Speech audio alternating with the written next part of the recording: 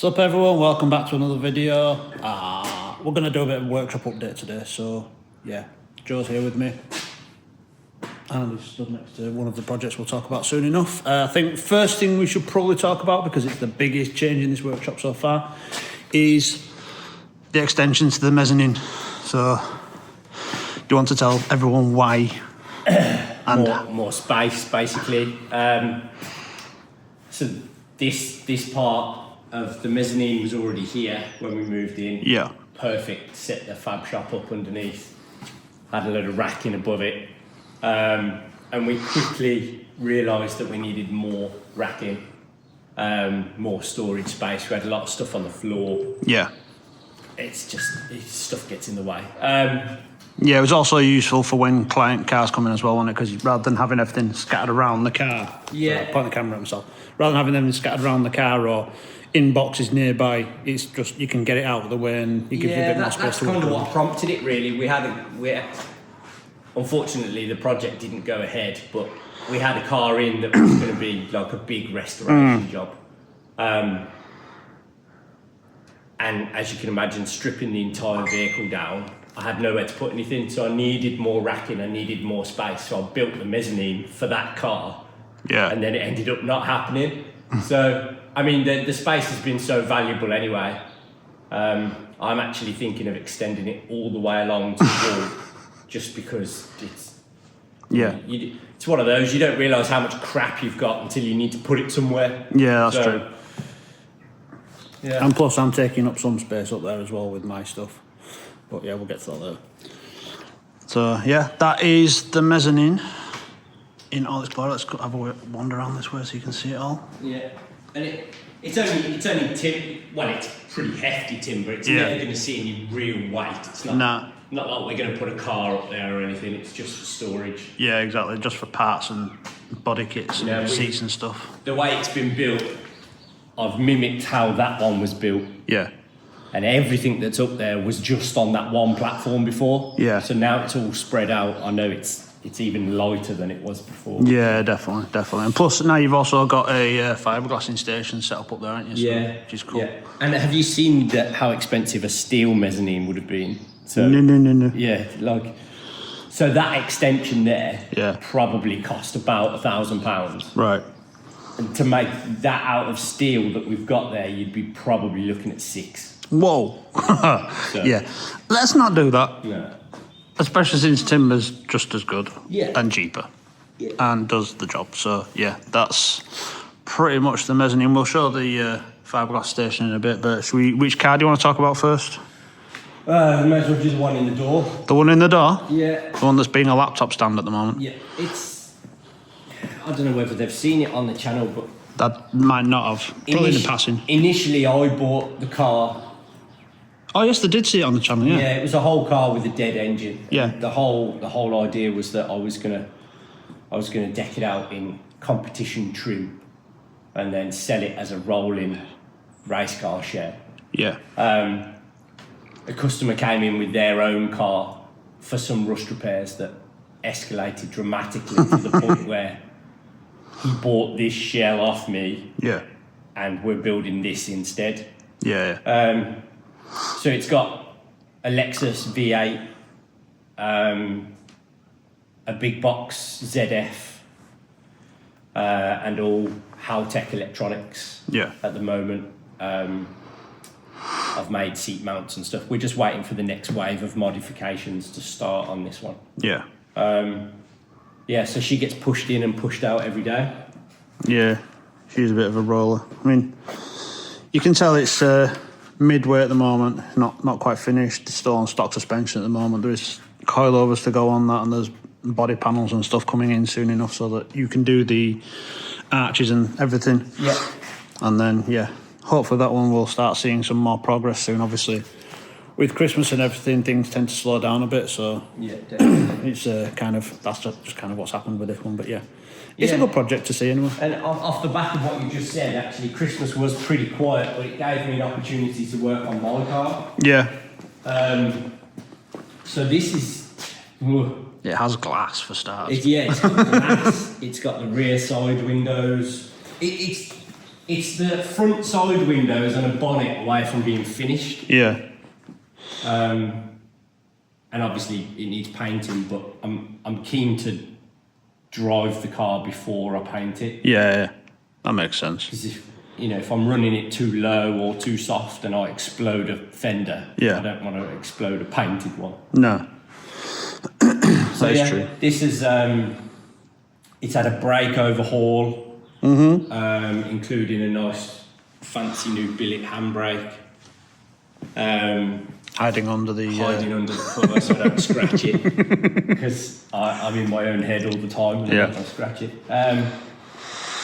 The seats are in, finalised, the harnesses are done, the plexi, the polycarb Lexi side windows are done, the dash is in.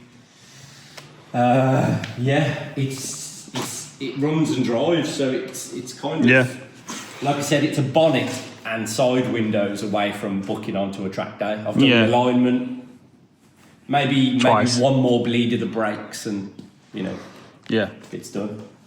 Yeah, we can do that. Which is mad, really, to come to the point where you're putting the string kit on it and aligning it. It's like the last 7 years of piecing this thing together is like coming to an end. Yeah, I mean, 7 years does seem like a long time, but that has been kind of nights and weekends initially, and then.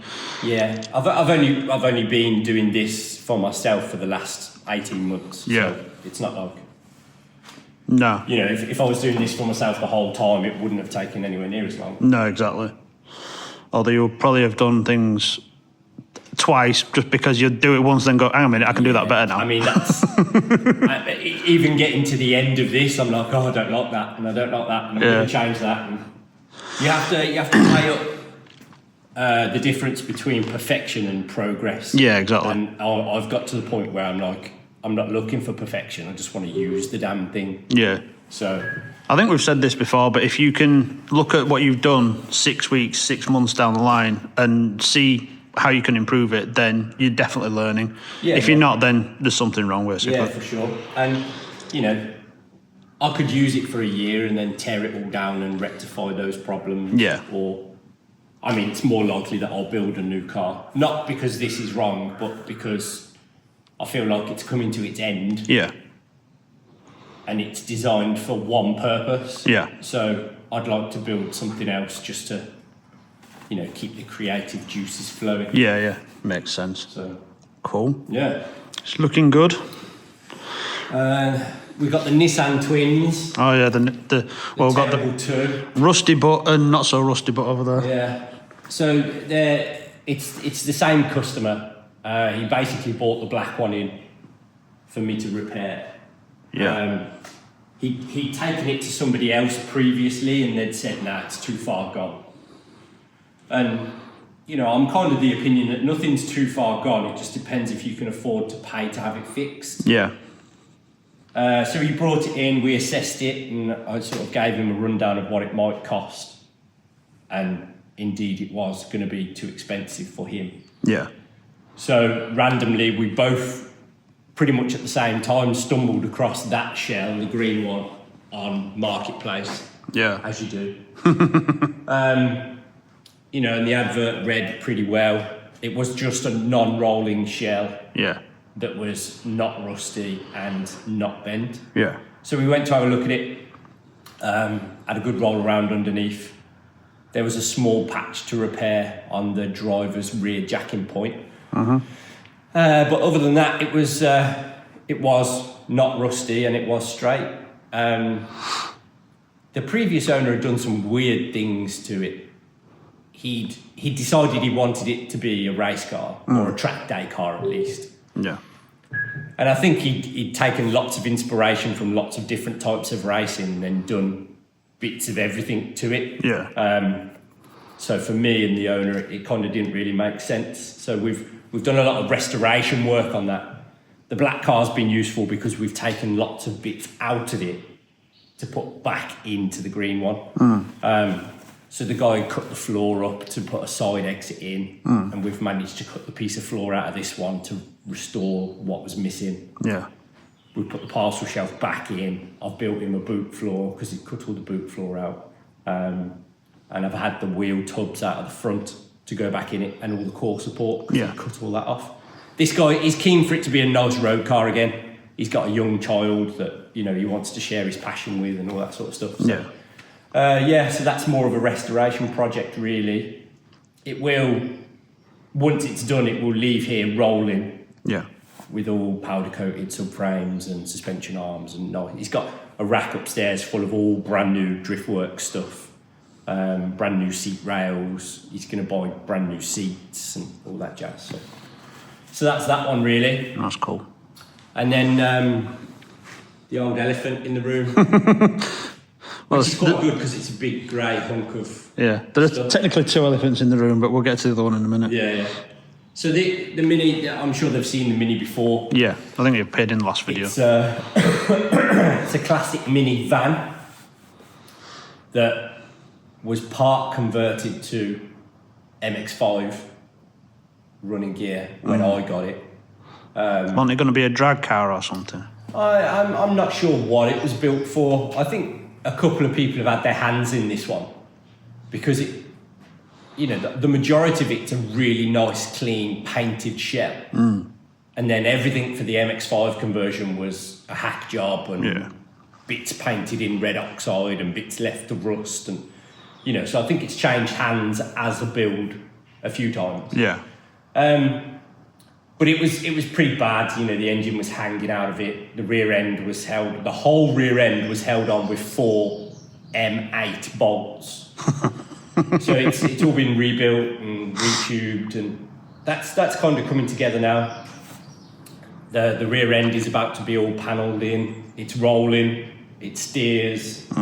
So we're getting to the point where we'll put the actual engine in this and start to look at getting all the systems built for it. It does look quite strange having a Yeah. north-south engine in there. Yeah, it is. It's weird. But let's have a quick look at what you've done in the back as well. Yeah, so the back, it's had a complete tube frame, subframe, which is obviously the grey piece you can see here. Yeah.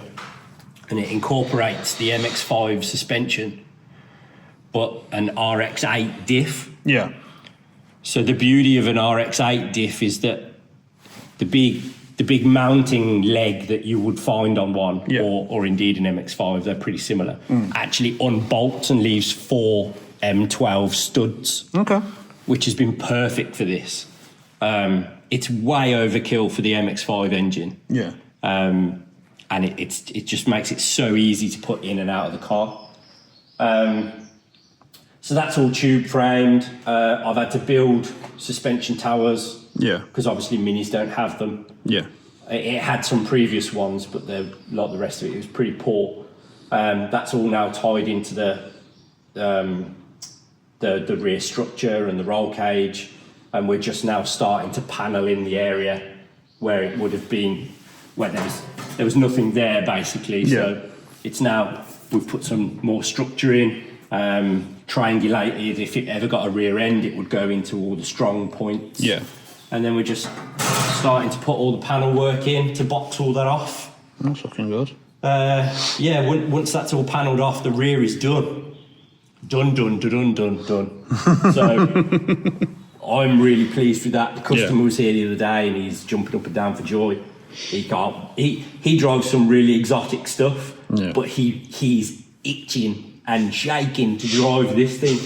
So it's going to be funny seeing him driving this because he's not a small guy. It's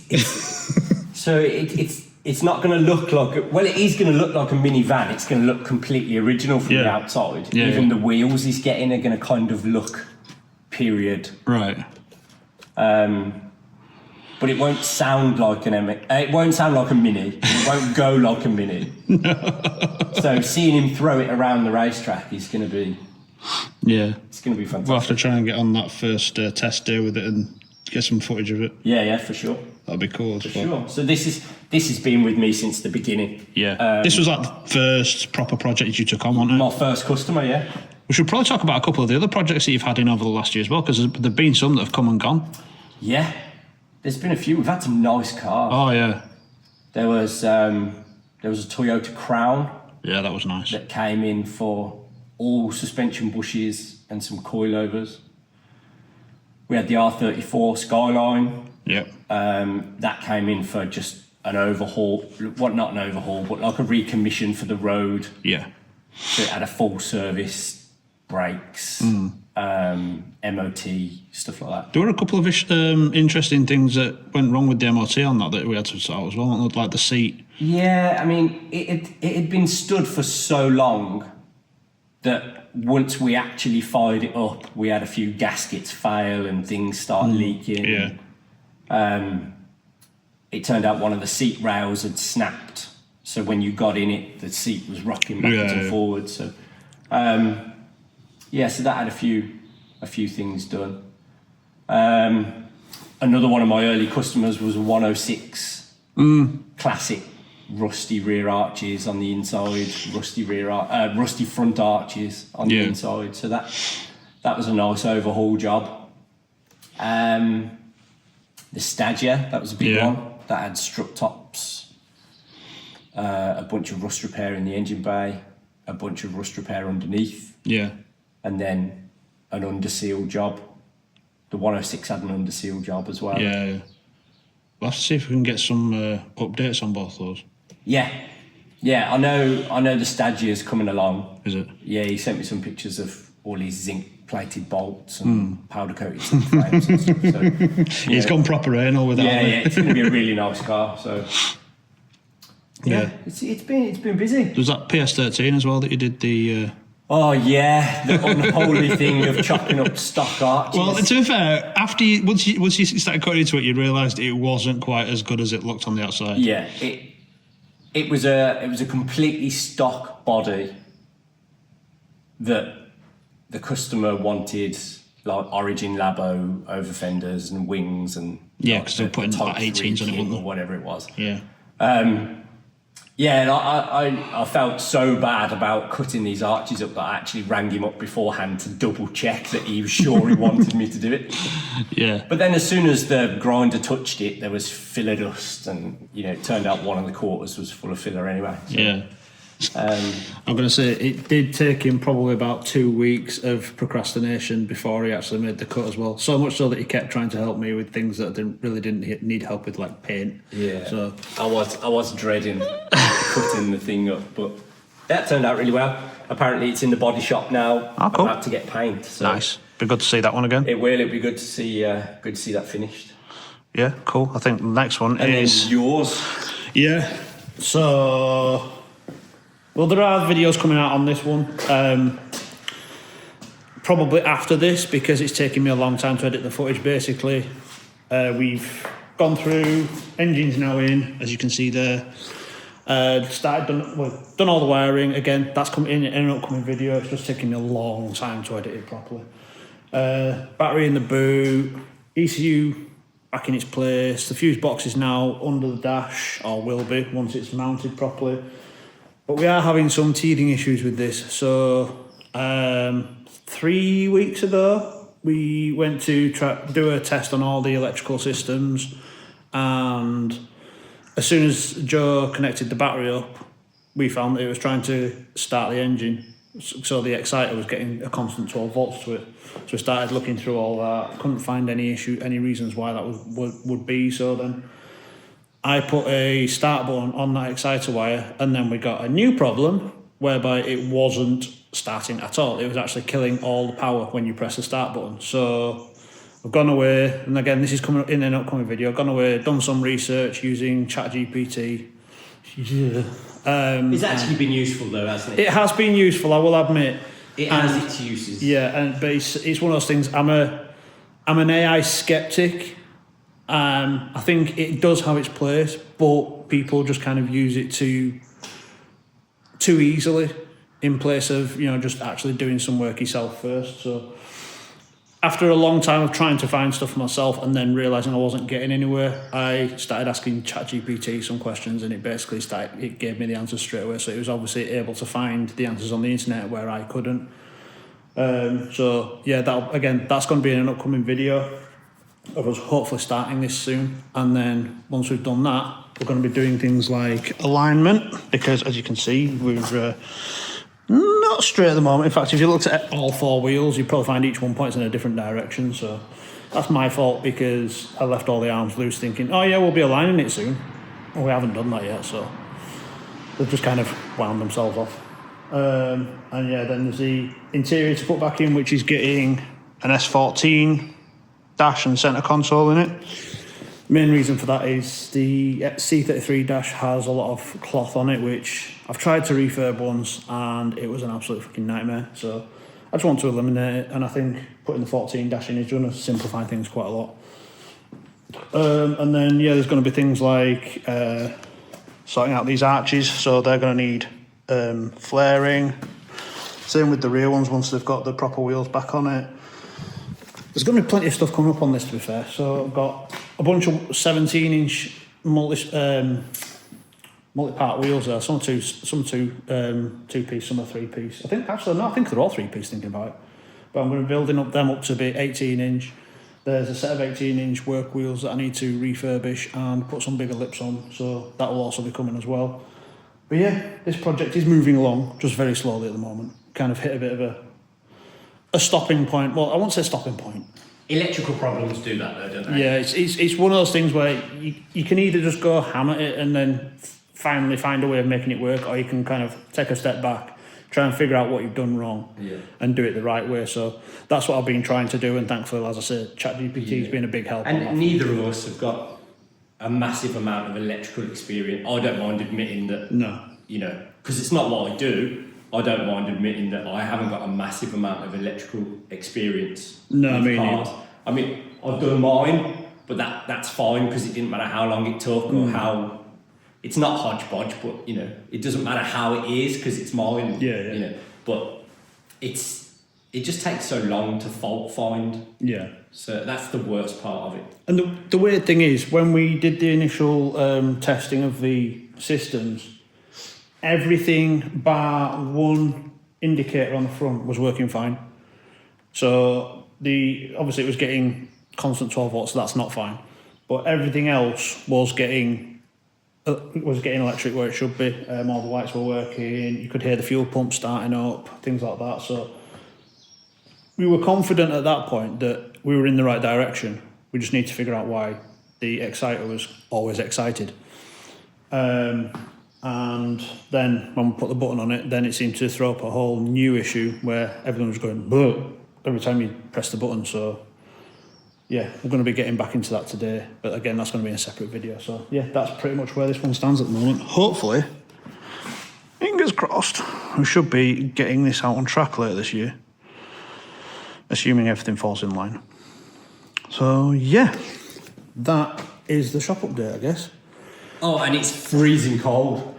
Yes, It's like 0 degrees today. Actually is. It's really cold. I mean, this is why I've got this on. Yeah, the floor outside's frozen. Yeah, we've both nearly had car accidents driving to the workshop this morning. On the same corner. Very, very icy. It is. So, yeah. Thank you for watching. I hope you've enjoyed. If you have any questions, drop them in the comments, and we'll see you in the next one. Bye-bye.